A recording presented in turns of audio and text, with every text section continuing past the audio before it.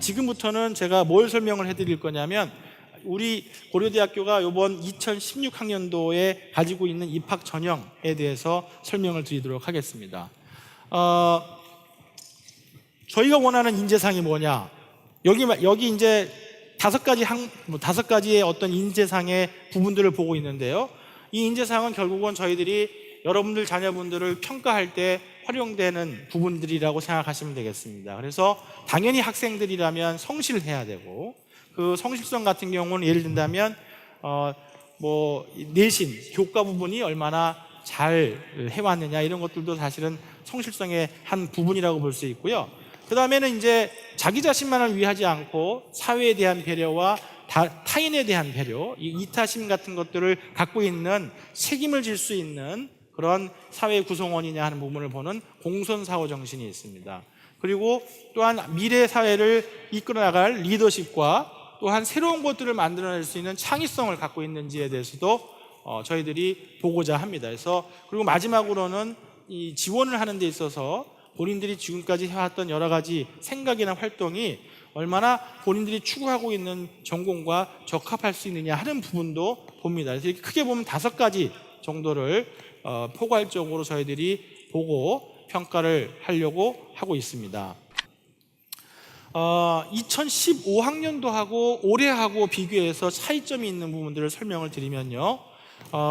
논술 위주인 일반 전형이 모집을 하는 정원이 숫자가 100명이 줄어들었습니다. 그래서 작년에는 1210명이었는데 올해는 1110명으로 줄어들었고요. 그 다음에 융합형 인재 전형이라고 하는 부분이 280명에서 360명으로 80명이 늘어났습니다. 그리고 특별 전형의 국제 인재와 과학 인재가 각각 10명이 더 늘어나서 290명, 280명 이렇게 숫자가 준비가 되어 있고요. 그 다음에 수시에서 또 변하는 전형 요소별 반영 비율인데요. 논술 위주의 일반 전형의 경우는 작년에 논술과 학생부 교과의 평가가 45%로 같았던 것들을 논술 위주로 바꾸기 위해서 논술 부분을 60%, 학생부 교과 부분을 30%로 조정을 했습니다. 그리고 정시 부분에 있어서는 모집 인원의 비율이 차이가 나게 되는데 간호학과와 컴퓨터 학과 같은 경우는 과거에 인문계열을 30%만 뽑던 거를 이제는 인문계열과 자연계열을 50%로 균형을 맞춘 그런 전형을 하게 됐습니다. 이게 모집 단위 내에서의 정원의 변화라든지 이런 부분들의 차이점이라고 생각하시면 되겠습니다. 그 다음에 이 슬라이드는 저희가 갖고 있는 수시 및 정시 안에 있는 전형 방식을 다 한눈에 보실 수 있게끔 정리를 한 것인데요. 그래서 논술 위주로 일반 전형이 있고 학생부 위주로는 학교장 추천 전형, 그 다음에 융합형 인재 전형, 그 다음에 기회균등 특별 전형 이렇게 구성이 되어 있고 실기 위주에는 특별 전형으로 해서 국제, 과학, 체육 이렇게 3가지가 준비가 되어 있습니다. 근데 수시를 보실 때 조금 유념해서 보셔야 되는 게 학교장 추천 전형을 하시는 경우는 융합형 인재 전형에 동시에 지원을 할 수가 없습니다. 그러니까 둘 중에 하나를 선택을 하셔야 되고요. 그 다음에 기회균등 특별 전형 같은 경우는 그 안에도 굉장히 다양한 종류가 있는데 그 중에 하나만 골라서 지원을 하실 수 있는 거를 유념하실 필요가 있을 것 같습니다. 그 다음에 이제 저희 학교가 좀 다른 게 이제 정시 같은 경우는 일반 전형 외에도 기회균등 전형으로서 농어촌 학생에 대한 이 모집이 또한 이루어지고 있습니다. 이렇게 보시면 되겠고요. 그 다음에 크게 보면은 저희가 수시가 약 73%, 정시가 27% 정도 되고 있습니다. 그럼 이제 수시에 대해서 좀 더 자세히 설명을 드리겠습니다. 일단은 그 원서 접수는 보시다시피 9월 달부터 시작을 하게 되죠. 그래서 9월 9일에서 시작해서 12일 날 원서 접수가 끝나고 나머지 필요한 서류들을 더 제출하는 데 필요한 날짜를 12일, 14일 이렇게 14일, 16일 이렇게 잡아놨습니다. 상세한 내용은 나눠드린 데에 다 나와 있으니까 보시면 될 것 같고요. 그 다음에 10월 달이 되면은 이제 차곡차곡 1단계 합격자를 발표를 합니다. 전형별로. 그래서 제일 먼저 시작되는 게 특별 전형이 될 거고요. 특별 전형이 1단계 합격자가 발표가 되면 발표된 다음에 그 다음 주말에 토요일날 일요일날을 활용을 해서 면접 2차 평가에 필요한 면접을 하게 되고요. 그 다음엔 기회균등에 대한 부분이 1차 합격자가 발표가 되고 다시 그 다음 주에 똑같이 토요일날 일요일을 활용해서 면접을 보게 되는 그런 형태를 취하고 있습니다. 특별전형 같은 경우는 10월 달이면은 수능을 보기 전에 최종 합격자가 발표가 되고 있습니다. 그 다음에 11월 달에 되면 수능이 이제 수능 날짜가 정해져 있는데 보시다시피 저희가 학교장 추천 융합형 인재 같은 경우는 1차 발표를 한 후에 수능이 끝나고 면접 평가를 하고 있고요. 그 다음에 논술을 봐야 되는 일반 전형 같은 경우는 수능을 다 마친 다음에 시험을 보기 때문에 우리 수험생들에게는 조금 부담이 좀 덜한, 수능을 보기 전에 논술을 봐야 되는 부담을 줄일 수 있는, 그래서 수능도 열심히 공부를 하고 나서 끝나고 나서 논술을 다시 한번 돌아보고 저희들 학교의 논술 시험에 응시할 수 있는 그런 일정을 가지고 있습니다. 그래서 이 모든 일정이 끝나게 되면 수시 합격자 등록이 12월 10일부터 시작을 합니다. 그래서 14일까지 등록을 받아보고 미등록이 된 부분이 있으면 그러면 추가 등록을 시작을 하는데 수시 추가 등록의 경우는 저희들이 5번을 하게 됩니다. 그래서 5번을 굉장히 많은 숫자를 하게 되는 이유는 끝까지 나머지 마지막 한 분의 자녀, 한 명의 자녀까지도 저희 학교에 올 수 있는 기회를 최대한 확보를 해드리기 위해서 저희 전 직원이 사실은 전화에 매달려서 마지막 5번 차까지 열심히 여러분들한테 전화를 드릴 겁니다. 그리고 이 수시 전형 같은 경우 특히 뭐 수시 전체로 놓고 본다고 하면은 사실은 최초 등록 비율이 100%가 되지 않기 때문에 사실은 1단계를 합격한 경우에는 전형에 따라서는 굉장히 그 합격할 가능성이 높아지는 경우도 많습니다. 그러니까 그런 부분들을 생각을 하셔서 나중에 이제 기다리시고 잘 활용을 하시면 될 것 같습니다. 자, 그러면 이제 수시는 계열별 수능 지정 응시 영역에 대해서 설명을 드리면 인문계는 2개의 컨비네이션이 있고 자연계는 1개의 컨비네이션이 있는데 자연계 컨비네이션인 국어 A, 수학 B, 영어 과탐은 인문계도 들어가 있죠. 이건 뭘 의미하냐면 기본적으로 자연계 학생들은 인문계로 교차 지원을 할 수 있다라고 생각하시면 됩니다. 뭐 이렇게 설명을 드리면 그러면 내 애는 자연계가 아니고 인문계인데 자연계로 마음이 바뀌면 못 가냐? 갈 수 있습니다. 다 그렇게 갈 수 있는 방법은 인문계에서 일반적으로 선택하는 국어 B, 수학 A, 영어 사탐이 아니라 다른 컨비네이션을 하시면 됩니다. 그러나 이제 그게 준비 과정에서 좀 어려운 부분이 있을 수는 있을 것 같고요.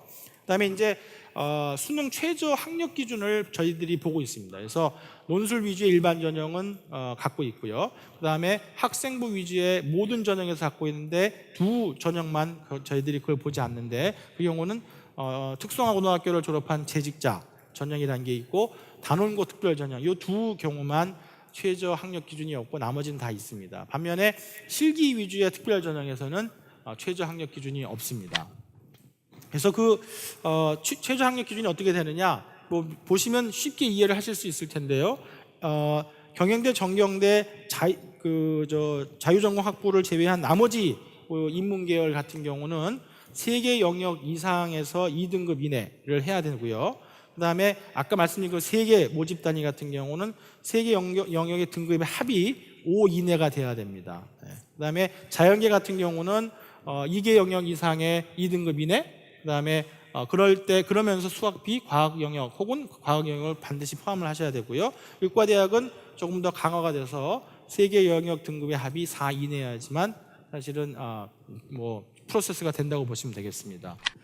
학생부 위주인 쪽으로 가게 되면은 그 내용이 크게 다르지 않습니다. 인문계 같은 경우는 2개 영역 등급합이 4 이내야 돼야 되고 자연계도 다시 의과대학을 제외한 부분들은 다 그렇게 2개 영역 등급합이 4 이내. 그다음에 그러나 이제 기회균등 특별전형의 경우는 그걸 조금 완화해서 2개 영역 등급 내에서 합이 5 이내라고 되어 있고요. 의대는 그거보다 아까하고 똑같이 강화돼서 3개 영역 이내에 4 이내 이렇게 되어 있습니다. 자, 그럼 이제 수시 모집에서 각각 세부 전형으로 들어가 보겠습니다. 일반 전형 같은 경우는 전형 방법이 논술 60, 학생부 교과 30, 그 다음에 비교과 10 이렇게 돼서 평가가 됩니다. 그러면 논술 것은 언제 보느냐? 논술 권한은 자연계, 인문계 상관없이 하루에 봅니다. 작년 고려대학교는 이틀에 거쳐서 시험을 봤는데 올해는 같은 날 시험을 본다는 것을 꼭 기억을 해주시면 되겠습니다. 그래서 이 자연계가 11월 21일 토요일 오전에 시험을 보게 되고요. 자연계 시험이 끝난 후에 오후에 인문계 시험을 보게 되어 있습니다. 자연계 같은 경우는 수학이 필수고 과학 과목들은 선택을 할 수 있게 되어 있는데 일반적으로는 물리, 화학, 생명과학 중에 하나를 선택하시면 되는데 모집 단위에 따라서는 선택을 해야 되는 과목의 변형이 좀 있습니다. 그래서 여러분 자녀분들이 어떤 모집 단위에 지원을 하냐에 따라서는 이 부분을 잘 유념을 하셔서 공부를 생각을 하셔야, 문제를 선택해서 풀 수 있도록 하셔야 되고요. 인문계 같은 경우는 두 문항인데 그 중에 한 문항은 수리 논술에 대한 부분이 포함되어 있습니다. 저희 뭐 그렇게 계속 해왔기 때문에 아마 관심 있으신 분들은 대부분 아는 내용이라고 생각이 됩니다. 그러면 이제 교과 부분은 어떻게 저희들이 적용을 하느냐 하고 놓고 봤을 때 계열별로는 뭐 국영수는 똑같고 사회냐 과학이냐라고 하는 부분에 놓고 봤을 때 거기에 포함되는 전 과목들을 놓고 봤을 때 1학년 20%, 2, 3학년은 40%씩을 반영을 하게 되어 있습니다. 그리고 교과 성적을 선출하는 방식을 보게 되면 이게 내신 등급이 들어오게 되죠. 그래서 석사 등급 보면은 사실은 1, 2, 3, 4등급 같은 경우를 보면 18점에서 0.2, 0.2, 0.4 이렇게 이제 조정이 되고 있기 때문에 사실은 내신 등급이 1등급하고 4등급 간의 차이가 엄청나게 많이 나지는 않습니다. 그래서 그러니까 그런 부분들을 생각을 하셔서 뭐 내에는 4등급이면 안 되는 거 아니냐 이렇게 생각하실 필요까지는 없습니다. 아까 말씀드린 그런 기준 안에서 기준을 맞추시고 생각해 보시면은 될 것 같습니다. 그 다음에 여기 나와 있으면 추후에 저희들이 홈페이지를 통해서 자세한 내용을 공개를 할 테니까 그거는 보고 참조하시면 될 것 같습니다. 비교과는 학교생활기록부를 보고 종합적으로 평가를 할 예정입니다. 그 다음에 이제 특별 전형으로 가서 국제에 대해서 말씀을 드릴게요. 국제는 위에서 보시는 것 같이 7개의 언어 영역에 장점을 갖고 있는 학생들을 대상으로 하고 있고요. 그렇기 때문에 이 언어 능력이 해당이 되는 인문사회 계열의 모집 단위에만 지원하실 수 있습니다. 그러니까 국제인재 같은 경우는 저희 인문 계열의 모든 과를, 모든 모집 단위를 지원하는 것이 아니라 여기 리스트에 있는 과들만 지원할 수 있다는 것을 또한 유념을 하셔야 될 것 같습니다. 평가는 1단계는 서류 평가를 하고요. 2단계에는 면접을 해서 성적을 종합해 가지고 최종 합격자를 결정을 하고 있습니다. 모집 인원은 3배수 정도를 하고 있고요. 그러면 이제 어떤 서류를 내셔야 되냐면 학교생활기록부, 자기소개서, 그다음에 활동증빙 서류 목록표, 그다음에 활동증빙 서류를 내시게 되어 있습니다. 근데 이제 대부분 여기에 대해서 활동증빙 서류에 대한 그런 그 질문들이 많이 있어서 이 슬라이드를 준비를 했는데요. 어떤 거를 내시면 되냐면 외국어의 성취도, 그 다음에 고교 성적 이외의 학업 성취라든지 그 외에 동아리, 봉사활동 이런 것들에 대한 기록을 내시면 되는데 최대한 8개까지 내실 수 있습니다. 근데 이 내시다 보면 어떤 일이 벌어지냐면 영어 전공이다, 전문이다 그랬을 때는 보면 여기 얘처럼 토플하고 탭스를 같이 내는 경우들이 있어요. 영어에 관한 거죠, 둘 다. 그죠? 근데 요거는 내시는 순간 2개로 카운트가 됩니다.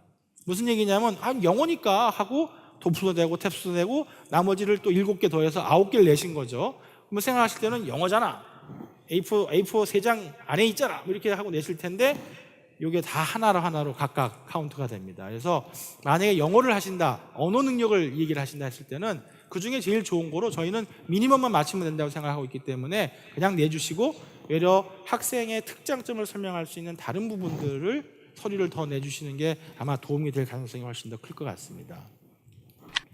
그리고 특별 이제 과학인재로 가게 되면 과학인재는 수학 및 과학의 특기자가 되죠. 그래서 이 경우는 우리 자연계열에 있는